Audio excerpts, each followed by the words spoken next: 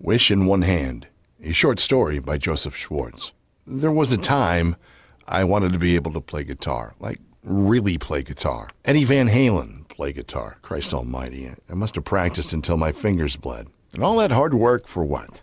To be enclosed on three sides by gray carpet walls, sucking corporate cock like deer on a salt lick. Fuck my life. I fucking hate it. Processing apps every day for some predatory mortgage lender. And even more embarrassing than that, I'm not even in middle management. Seems the entire time practicing guitar until my brain, shriveled to the size of a raisin, was an A1 express ticket to shitting my own life down the toilet. But hey, thank God I went to community college and got an associate's degree, or I'd really be fucked. Speaking of being fucked, I'm pretty sure that getting fired is fairly soon to come in my future. Frankly, I suck at this job. I've held on for almost 6 months despite a regimen of coming in late, hungover, stoned, and basically never giving a shit about the dress policy. Still, I'm here, so obviously things like khaki pants and black socks are just more corporate bullshit. Sarah walks by my cube. She's technically pretty, and god damn, I would love to fuck her, but she would never go for that. I just watch her mouth move. She says either, "Hi, Sean," or "Holy shit." I'm not sure which. Unless absolutely necessary to communicate, I choose to keep my earbuds in, whether at work, home, church, or at a funeral. I'm just kidding. I wouldn't go to church even if I could fuck Sarah on the altar. It's that idea, though, which has gotten me a little hard and fucked up a perfectly good Metallica song for me. I pull the cord dangling from below my chin, popping the buds out, and Sarah's staring at me like a fucking retard. She wears her makeup too heavy with a clownish blotch of red lipstick every day. A red smear is always on her front teeth, and by the end of the day, it's on everything she has put her mouth against. Her brown hair is always cum-rag stiff from hairspray, and shaped somewhere in between a Tammy Faye Baker and a dog sticking its head out a speeding van's window. It is quite possibly her being so fucked up is why I even like her at all. "Uh-oh," she says, pretending to scold me. "You know you aren't supposed to wear those thingies while you're working." "Did you come over here just to ruin my heart on?" I ask. "You're what?" I am fortunate that Sarah is merely a prude and not a snitch. She once invited me to have a drink with her after work at some Irish bar called "Oh Fuck, I'm Drunk." It was a polite, sincere offer, to which I replied, "I'd rather take a shit in my hand first." She didn't speak to me for a week after that, but she also didn't go to HR and rat me out either. Since then, I can't be mean to her anymore. Cold, aloof, distant, and irritated most of the time, sure, but like I said, she did start talking to me again, and in a sense forgave me, I suppose. Personally, if I were her, I wouldn't have hesitated to come in here with a bottle of lighter fluid and a road flare, prepared to turn my smart ass into a human barbecue. "I'm busy, Sarah. What is it?" Short and to the point. Today, like every day, could be my last day here at Cocksuckers Incorporated. There's no reason to get anyone's hopes too high of my coming around.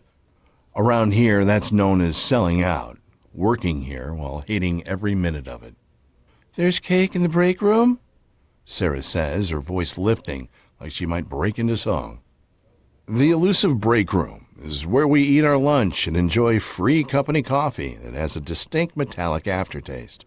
It's where we put our food in a refrigerator with about 30 other mishappen bags, collectively use a low-watt microwave to make our shitty frozen food, and dump hundreds of dollars a week into vending machines stocked by a son of a bitch who charges $2.75 for fucking strawberry Pop-Tarts. God damn him and his overpriced pork rinds, Snickers, and miniature bags of trail mix. I'm lucky if I can get so much as a bag of Cheetums, those generic and far inferior brand of Cheetos that taste like deep-fried chalk, but are a bargain at only $1.75 per 2-ounce serving before they're sold out. That usually takes all of one day, and then it's back to fuck you in the ass honey buns at $3 a pop. It takes all of my willpower most days not to smash the glass with a fire extinguisher and take whatever the fuck I want. "So what?" I said. It's Jenny's birthday, from accounting. Come on, you know her. Kind of heavy set with blonde hair? Kind of heavy set? That's like saying hipsters are kind of into cardigan sweaters. Jesus fucking Christ. Jenny is so fucking fat, she could eat that fucking birthday cake happily, all by her fucking self. Now that, I'd like to watch. However, standing around singing happy birthday to a woman who once told me to move the fuck out of the way while coming into the building huffing and puffing as she might explode, I don't think so. Now, granted, I was standing there like an asshole on the handicap ramp, making sure that Drill Sergeant Jeff, the supervisor, wasn't near the lobby door as I was pointlessly trying to smoke yet another cigarette before sneaking into work late, of course. But so what, and fuck fat fucking Jenny in accounting. Fat bitch. I hope she chokes to death on that fucking cake. Yeah, I guess, I said. What kind of cake is it? Gosh, I don't know. Chocolate, I guess. Christ, how I hate Sarah's acceptance for the world. She never questions anything. Is there a God? Are we alone in the universe? Does happiness even exist? Nope, not her. Every day is wonderful, a movie featuring her and her amazing, perfect goddamn sense of right and wrong, renewing her purpose in life to make a grumpy face like me smile. Fuck you, Sarah. I wouldn't fuck you with a stolen dick. What are you mumbling about? I'm doing it again, talking out loud and thinking in my head. God damn it. I said I might be getting sick. You want some ibuprofen or Dayquil? My purse is practically a drugstore. Maybe later. I'm going to the bathroom, but save me a piece of that fucking cake, huh? Okay, sure, Sarah says. Whatever, Sean. Sarah would never admit it, but my dirty mouth makes her hot. Not, let's go fuck in my minivan hot. More like, I'm frightened of people like you and hope we can be friends, but only at work, okay, hot? She's been married for 11 years to a man in a picture frame on her desk she calls Doug. Looks like he's a mayonnaise salesman. I bet every now and then, in the absolute dark of their bedroom, while old Miracle Whip is up there grunting away on top of her, Sarah thinks about me, saying something wonderfully awful like pussy or cocksucker. And bingo, she gets her bell rung, and old Doug gets the credit.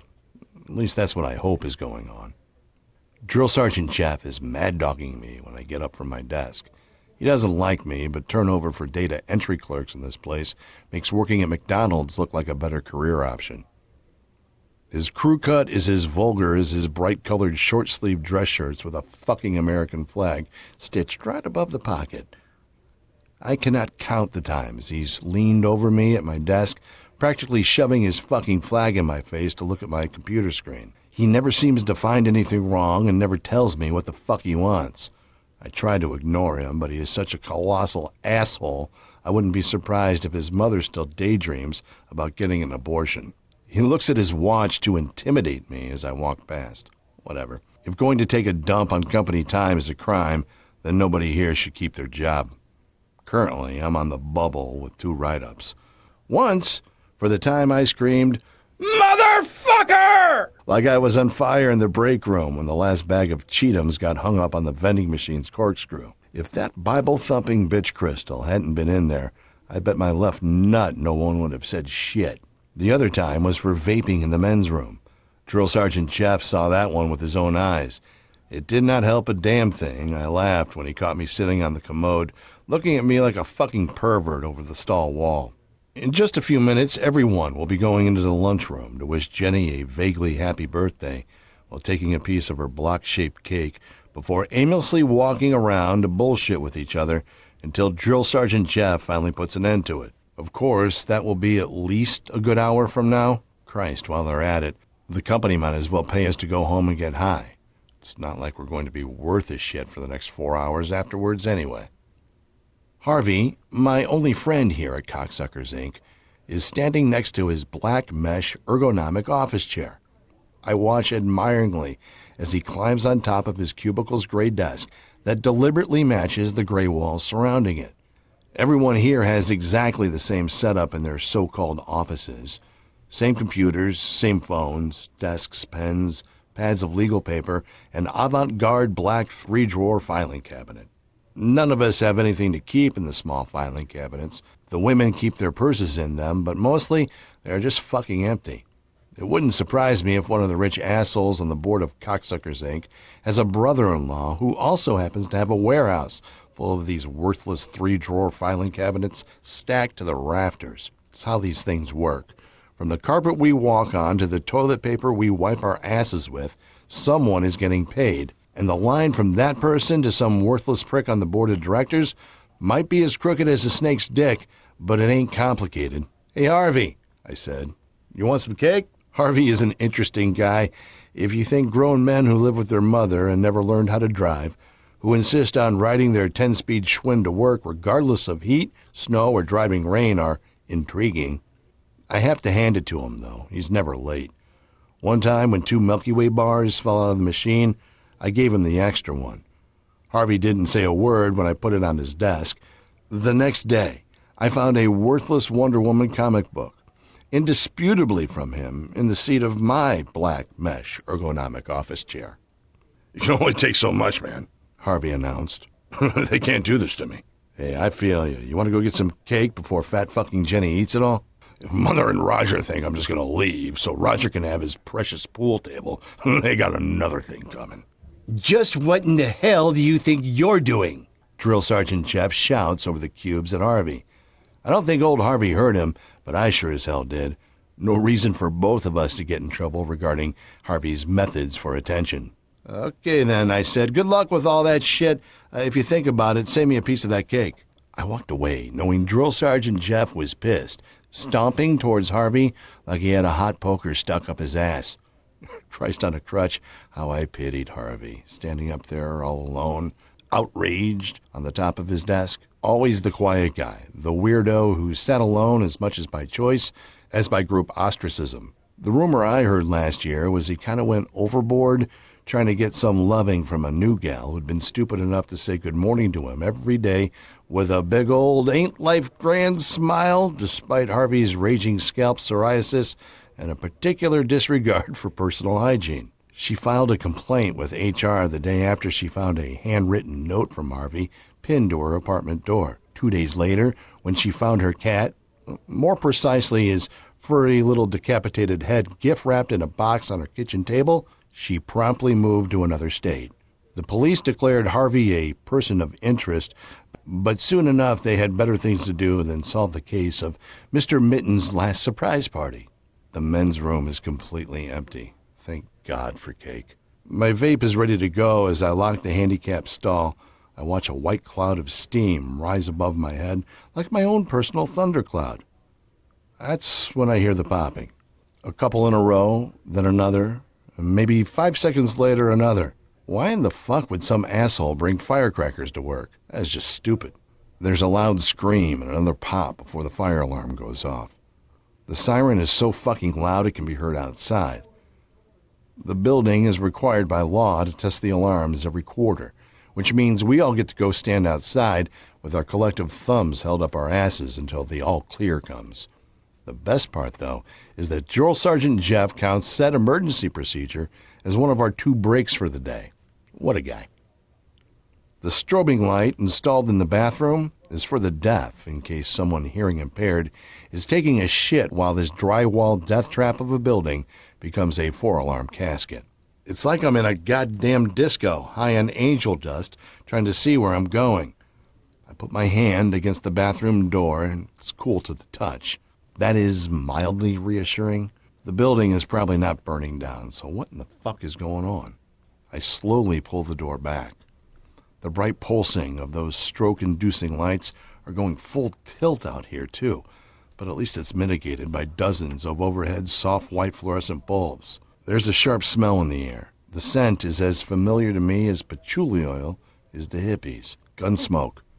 Acrid. Dusty. I can taste it on my lips, and I relish the flavor. Phones are ringing all over the place. Nobody is answering them. The gray cubes are abandoned. I can see people running outside, scared shitless. There's a blood trail soaking into the gray Berber carpeting, quickly turning from red to black.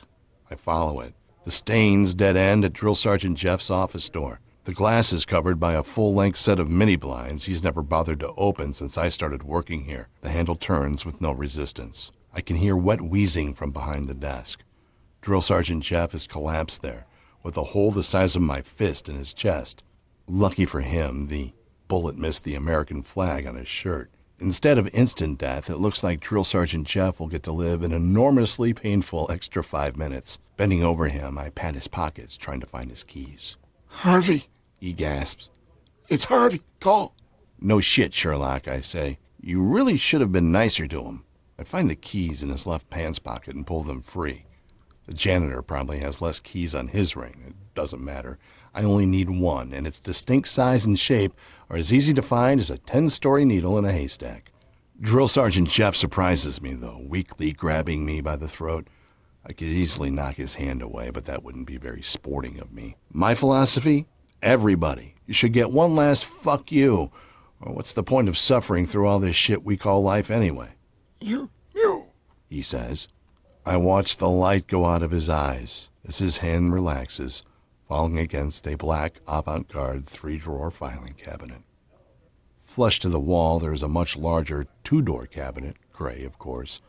I have to jiggle the key before the silver handle turns, and the double doors open.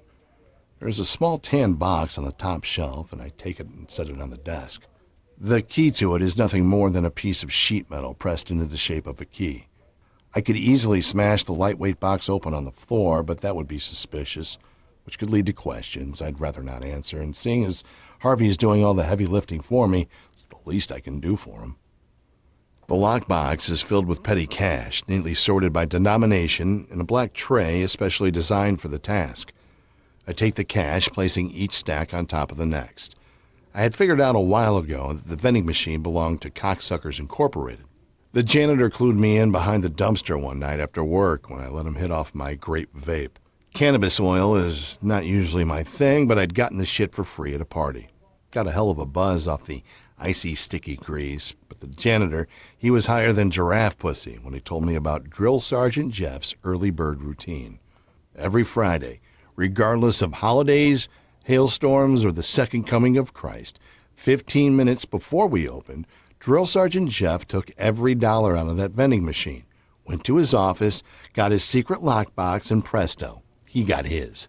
I band the bills together with a couple of rubber bands from Drill Sergeant Jeff's desk and put the lockbox back in the cabinet. The obsessive bastard had separated his rubber bands along with his paper clips by size. His pens are kept in cheap white porcelain company coffee cups that read Cocksuckers Inc. in bold red letters. Black pens on the left, blue on the right. A place for everything, and everything in its place. I imagine it's the kind of wonderful thing he'll be remembered for. In his sanitized eulogy as I stuff the keys back into Drill Sergeant Jeff's pants pocket. Rest in organized peace, you dick. There is another gunshot as I leave the office. Fuck it, not my problem, not yet anyway. I need to get to my desk, grab my backpack, dump this money. It's a matter of time before the cops come in. They'll be delirious with adrenaline, which means they won't give a fuck when it comes to little things like civil rights and due process. Aside from a cursory pat-down for a weapon, we'll all be herded into emergency vehicles, given coffee and low-sugar, gluten-free chocolate chip cookies by Red Cross volunteers, and generally kept contained until the dead, limp body of the shooter, presumably Harvey, is dragged from our office by his ankles. I step over Gerald and Mitch, two of my fellow worthless data entry clerks. Looking at how they died, I'm impressed. It's quite possible Harvey got them both with one shot.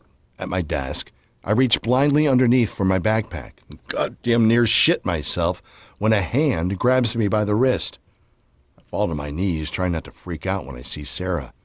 She is petrified. It's Harvey, she whispers. He's got a gun. Jesus Christ on the cross, what am I supposed to do now? This was not how I had thought it would go. So far it's been great, but you know what they say. If you want to hear God laugh, make a plan. It's okay, Sarah, I said. I'm going to take care of this. What? No, he has a gun, Sean. Seriously, he's crazy. I remove Sarah's hand from my arm, giving it a little pat as I push it towards the other one clenched over her breast. Her tits are so big and soft, I wish we had more time to fuck around. But under circumstances like these, anything could happen. My bag is behind her, and I have to reach for it, pulling hard to get it free. Sarah is stiff with fear, and for reasons I can't explain, I am deeply compelled to protect her. Besides, I've always wondered what it would feel like to kill someone. Harvey is as good a place to start as any. Personally, I would prefer Drill Sergeant Jeff, but I will just have to live vicariously through Harvey on that one. The gun isn't anything special. Very straightforward 9mm Glock with 8 rounds in the mag and 1 in the chamber. I've carried it to work with me every day since coming here. At first, I thought how spectacular it might be to blow my brains out all over my coworkers. You can't just forget something like that. And then, of course, I began to fantasize about shoving it up Drill Sergeant Jeff's ass when he finally grew the balls to shit-can me. But like I said, Harvey's itchy trigger finger is taking care of that. So here I am, a man with a gun and a serious choice to make. Do I, A, save the girl, B, grease the bad guy, C, take the money and run? Then again, why not D? All of the above. I put the money in my bag, zip it up, and gently pull Sarah from under the desk. She comes out slowly, and for reasons I don't think she can conceive, actually seems to trust me. I smile, patting her on the back as she begins to cry. I'm scared, Sean. I need you to hold on to this for me, I said, handing her the backpack. Promise me you won't lose it, okay? I promise, Sarah says and kisses me. It's soft and tender, full of fragility and kindness and promise. Not anything like I had ever thought about when jerking off to her. I watch her tiptoe run out the front door, doing her best not to scream with terror. The break room is a complete fucking mess. Fat fucking Jenny is sprawled on the floor, her gelatinous body even more grotesque in death than it was in life. The microwave has a black smoking hole in the side, big as a fist. Unscathed, though, is the goddamn vending machine. Our benevolent snack overlord. The janitor is lying in a puddle of blood, face first with his ass jacked up in the air, next to Helen from Human Resources, whose gut shot not only fatally wounded her, but also allowed her intestines to spill from her imported silk, sky-blue Versace blouse. The sight sickens me, but I'm grateful that at least she wasn't pregnant. Harvey sits on the table, eating a piece of Jenny's birthday cake, staring at the wall. There are no windows in the break room. In spite of the blinding bright white paint, it is the cheeriest room in the place, not a speck of gray anywhere. "How's the cake?" I asked. "Okay," Harvey said. "Good icing." I lift my pistol and fire a single round into his diseased brain, with a smooth and practiced motion learned from shooting thousands of cartridges through black paper targets. Harvey is about to take a bite of his cake when the impact throws him to the floor. He lies motionless as a drunk sleeping off a bender in a stairwell. I feel nothing. No remorse or regret. Certainly no sense of accomplishment.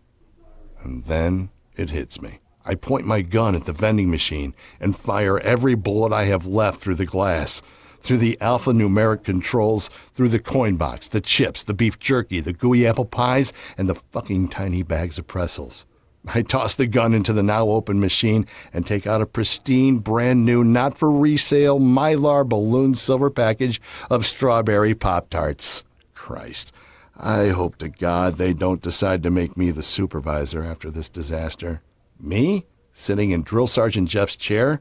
That'll be the day. However, I would be a fool to quit this job now. The cops will be coming in soon.